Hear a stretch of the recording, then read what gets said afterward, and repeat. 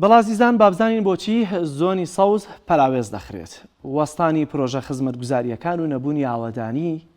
ساڵانێکە لە چاو هەولێر و دوهۆکە سلێمانی بە دیار دەکەوێت چۆن پەراوێز دەخرێت. ڕاگررتنی بودجەی کۆمپانیا خزمەتگوزاریەکان ڕوونە لە تازەترین کاتدا کە بینیمان چۆن بودجەی کۆمپانیەکانی پاکەرەوە بودجێ بەشێک لە کۆمپانیەکانی دەرمان هەندێک بابەتی دیکە هەن کە بودجەکەیان ڕاگیراوە. دواکەوتنی موچەی بەشێک لە وەزارەت بە تایبەتی فەرمانگەکان بۆچی ڕاگیراون؟ ئایا هۆکاری هەموو ئەمانە بۆچی دەگەڕێتەوە کە سلێمانی دەبێت بەم شێوازە پەراوێز بخرێت؟ یەکێتی و پارتی با بچینە سەر گرافیکەکانمان. یەکێتی و پارتی بەپێی ڕێککەوتنەکانیان چۆن داهاتی مانگانە دابەش دەکەن. دابینکردنی بودجەی پرۆژە خزمەتگوزاریەکان لە داهاتی زۆنەکانەوە دابین دەکرێت. واتە ئەو بودجەی کە پێویستە بۆ خزمەتگوزاری دابین بکرێ لە نمونەی ئەوەی کە چۆن بۆ کۆمپانیەکانی پاکەرەوە خۆڵ و خاشاک هەبوو دابینکردنی ئەو بودجەیە کە لە سلێمانی دواکەوتووە، بەڵام لە پارێزگاکانی دهۆک و هەولێردا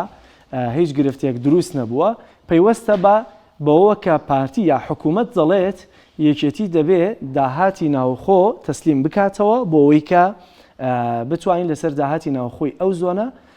خزمەتگوزاریەکان دابین بکرێت، کە ئەوە دابینکردنی بودجەی پرۆژە خزمەتگوزاریەکان دەبێت لە داهاتی ئەو زۆنەوە بێت. زۆنی سەوز ئیدارەکانی گەرمیان ڕاپەڕین هەڵەبجە و سلێمانی دەبێت یەکێتی دابینی بکات، چونکە یەکێتی دەسەڵاتدارە و سەرچاوە داهاتیەکان ئەو تەحەکومی پێوەکە دەکات، هەرچەندە وەزیری دارایی سەر بە بزوتنەوەی گۆڕانە. زۆنی زەرد واتە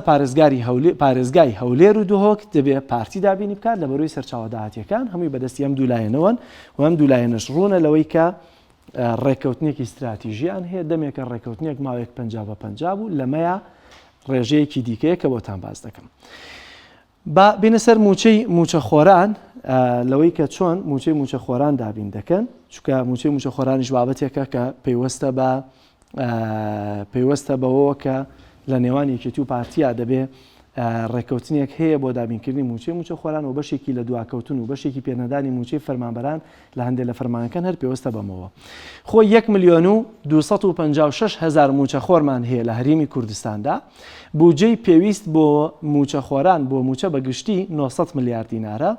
512 ملیارد دینار لە داهاتی نەوت دابین دەکرێت، 200 ملیارد دینار تا ئێستا ئەوەی کە لە بەغداوە هاتووە، 188 ملیارد دینار لە داهاتی ناوخۆ دابین دەکرێت. بەڵام لەم 188 ملیارد دینارە کە دەبێت لە داهاتی ناوخۆ دابین بکرێت گرفت هەیە. ئەو کاتی کە بەشێک لە موچە دوا دەکەوێت یا بەشێک لە موچی بەشێک لە فەرمانبەران کە دوا دەکەوێت پەیوەستە بە تایبەتی مانگی کە دەبینین پەیوەستە بە 188 ملیارد دینارەکە لە داهاتی ناوخۆوە. چۆن؟ بە پێو ڕێککەوتنی کە هەیەە یەکێتی دەبێت 140 ملیارەکە کە دەکاتە 7 ملیار دابینی بکات، پارتی ڕێژەی 57 لە 188 ملیارەکە دەبێت دابین بکات کە تقریبان 118 ملیارد دینارەکە. بۆیە ئەو کاتی بەشێک لە فەرمانبەرەکان یا بەشێک لە پرۆژە خزمەتگوزاریەکانیش دەوەستێت جیاواز لەمەیە خزمەتگوزاریەکان، بەڵام موچەی فەرمانبەرەکان کە دوا دەکەوێت پەیوەستە بەم ڕێژەوە کە هەر کاتێک 200 ملیارەکە دراوە داهاتی نەوتیش لە شوێنی خۆیەتی سابتە کە هەیە کە دواتر دێنە سەرەوەی کە بابزانی لە 2007ەوە حکوومەت هەرێمی کوردستان چەند نەوتی دەرێناوە و ئەم نەوتە بۆ کێ بووە، بۆ خەڵک بووە، بۆ موچە بووە یا بۆ حزبەکان خۆیان بووە باسی دەکەین. بەڵام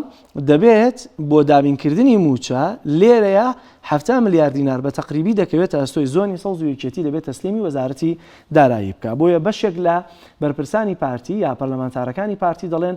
سلێمانی داهات تەسلیمی وەزارەت ناکە، بۆیە موچە دوا دەکەوێت، بۆیە بەشێک لە خزمەتگوزاریەکان لەو ناوچانە گرفتیان بۆ دروست دەبێت. بودجەی پرۆژە خزمەتگوزاریەکان چۆن بۆ شارەکانی هەرێم سەرف دەکرێت کە ئەوە گرنگە باسی بکەم. بەپی ڕێککەوتنی یەکێتی و پارتی جیاواز لەو بڕێ و کاماژەم پێکرد بۆ موچەخۆران کە 188 ملیار دینارە لە داهاتی ناوخۆ دابین دەکرێت، دەبێت بودجەی پرۆژە خزمەتگوزاریەکانیش لە داهاتی ناوخۆ بێت. هەر بۆیە پارتی لای ئاساییە ئەو کاتی کە دەیەوێت پرۆژەیەکی خزمەتگوزاری لە هەولێر یا لە دوهۆک دابین بکات، ئاساییە دەزانێت چکە جونگە سەرەکیەکانی دەسەڵات لە حکوومەت لە پەرلەمان تەنانەت ڕاستە سەرۆکی پەرلەمان لایەکێتیە بەڵام 2000 حکوومەت دەساسە لە جێبەجێکردنی پرۆژەکاندا و ئەمە تەنها لەم کابینەشە وەزیری دارایی لایەکێتی نییە گەرنا وەزیری دارایی یا بریکارەکە هەمیشە یا لای پارتی بوو یا لای یەکێتی نیشتیمانی کوردستان بووە بۆیە پارتی دەزانێت چۆن مامەڵە دەکا و کاتی پرۆژەکانی جێبەجێ دەکات لە هەولێر و لە دهۆک دیارە جیاوازیەکی زۆریش دەبینێ بەراورد بە سلێمانی لە ڕووی جێبەجێکردنی پرۆژەکانەوە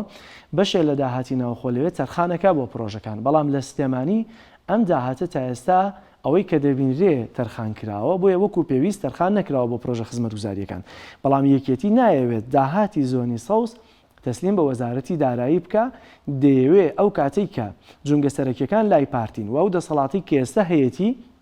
لە ڕووی ڕێژەی پەرلەمانیەوە لە ڕووی ڕێژەی بەشداری لە حکوومەتەوە کەمە بەراورد بەو کاتەی کە 140 لە ئەستۆ گرتووە هەرچەندە تەحکوم هەرخۆی دەیکا وەزیری دارایی لای خۆی نییە دەیەوێ بڵێت دەبێت سلێمانی ئێوە لێ بپرسنەوە نەک ئەوەی کە یەکێتی نیشتیمانی لێ بپرسێتەوە گەرنا بە پێ ڕێکەوتنی خۆیان دەبێت ئەو بابەتە خزمەتگوزاریانە لە زۆنی سەوز لەسەر داهاتی ناوخۆی سلێمانی بێ و تا ئێستا بە پێی وتێ پەرلەمانتارەکانی پارتیەوە بەشێک لە پارتی یەکێتی ئامادە نیە داهاتی زۆنی سەوز تەسلیم بە وەزارەتی دارایی بکات با بێنە سەر داهاتی نەوت ڕێژەی دەرهێنان و هەناردەکردنی نەوت لە هەرێمی کوردستان چەند بووە لە ساڵی 2007 تا ساڵی 2014 241,350,000 بەرمیل نەوت دەرهێنراوە هەناردەی دەرەوە کراوە لە ساڵی 2014 تا مانگی 2020 1,117,540,000 بەرمیل نەوت دەرهێنراوە و هەناردەی دەرەوە کراوە کۆی گشتی نەوتی دەرهێنراو لە ساڵی 2007ەوە دەکاتە ملیارێک و 358,890,000 بەرمیل ئەم نەوتە داهاتی ئەم نەوتە بۆ کێ بووە بابزانین دیارە داهاتی نەوت 142 داهاتی نەوت بۆ حکوومەت و 158 بۆ کۆمپانیاکان دەبێت ئەگەر هاوکارانم گرافیکەکە بگۆڕنەوە ئەمە بەپێی زانیاریەکانی خودی وەزارەتی سامانە سروشتیەکان کە دەڵێت 142 داهاتی نەوت بۆ حکوومەت و 158 بۆ کۆمپانیاکان دەبێت بەڵام بابزانین ئایا کۆمپانیاکان کێن بەشێکی زۆری ئەم کۆمپانیانە ڕوونە کە دەدرێت بە کۆمپانیەکانی نزیک لە یەکێتی و پارتی خۆیان چونکە ئەوان بە ناوی دەرهێنان بە ناوی چاودێریکردن بە ناوی ڕاکێشان بە بەشێک لەمانەوە هاتووەن کۆمپانیەکانی خۆیان لێدایانەوە بۆیە داهات بۆ کۆمپانیەکانی خۆیان دەبێت وەک باسمان کرد داهاتی نەوت بۆ کێ دەبێت 142 بۆ حکوومەت و 158 بۆ کۆمپانیەکان و لەمەشا بەشێکی ئەم کۆمپانیانە کۆمپانیای بیانین بەشێکی کۆمپانیای ناوخۆین و ئەو کۆمپانیایش نزیکن لە حزبەکانی دەسەڵات و یەکێتی نیشتیمانی کوردستان و پارتی دیموکراتی کوردستانەوە هەر بۆیە بەشێک لەم داهاتە زیاتر دەچێتە گیرفانی کۆمپانیەکان خاڵێکی دیکە هەیە دەڵێت داهاتی نەوت بەشێکی موچەی موچەخۆرانی پێدابین دەکرێت ئەویش وەکەوەی کە باسمان کرد چۆن دابین دەکرێت لەو 188 ملیارد دیناری کە دەمێنێتەوە تەڵان ئەمە بۆ مانگەکانی داهاتوش خراپتر دەبێت لەبەرەوەی کە بەغدا بە پێ و زانیاریانی کە هەیە نایەوێ موچە 200 ملیارەکە بنێرێ و ئەمە خراپتری دێدێ بەشێکی ئەم نەوتەکە بۆ موچە دابین دەکرێت تەنها ئەو 188 ملیارد دینارە نیە بەڵکەوەی لە 512 کە پێشتر باسمان کرد بەشێکی دەدرێت بە بەرپرسە سەربازیەکانی ناو یەکێتی و پارتی ئەمە چۆنە ئەمە قۆڕخکاریەکە هەرچەندە دوو لیوای ئێمە پۆلیسی نەوت و غازمانەیە لە هەرێمی کوردستان بۆ پاسەوانی بیرەنەوتەکان دەبێت یا بەگشتی پرۆسەی دەرێنان و هەناردەکردنی نەوتە بێ بەڵام لە هەندێک شوێن بەرپرسە سەربازیەکانی یەکێتی و پارتی بە ناوی پاراستنی بیرەنەوتەکان دەستیان گرتووە بەسەر کێڵگەنەوتەکانە وارووا بەشێک لە داهاتی نەوت بۆ ئەوان دەڕەوە بەشێکی دیکەی بەڕێوەبردنی کەناڵەکانی نزیک لە بەرپرسە باڵەکانی یەکێتی و پارتی ڕوونە لە هەرێمی کوردستان چەند کەناڵێکمان هەن کە بە 51 دەست دەژمێرێن ئەمانە بە داهاتی نەوت پاڵپشتی دەکرێن ئەویش بەرپرسەکانیان پشکیان هەیە لە داهاتی نەوداوەکەوەی کە بەشێک لە پەرلەمانتارەکان نەیان شاردوێتەوە و باسییان کردووە لەوەی کە ئەمانە زیاتر سەرچاوی داهاتیان نەوتە لە هەرێمی کوردستان بۆیە ئەوەی کە ڕوونە پارتی لە پێناو بەرژەوەندی خۆی خزمەت بە هەولێر و دووهۆک دەکا و یەکێتی نیشتیمانی بە پاساوی ئەوەی پشکی گەورەی دەسەڵات لای یەکێتی نیشتیمانی لای پارتی دیموکراتە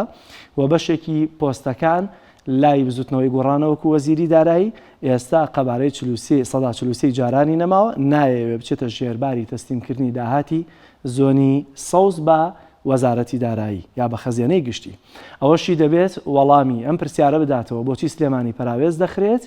لە کەرتی خزمەتگوزاری واروها لە دواکەوتنی موچەی فەرمانبەران دەبێت وەزیری دارایی و جێگیری سەرۆکی حکوومەت بە ڕێز قوبات تاڵەبانی وەڵامی ئەم پرسیارە بدەنەوە.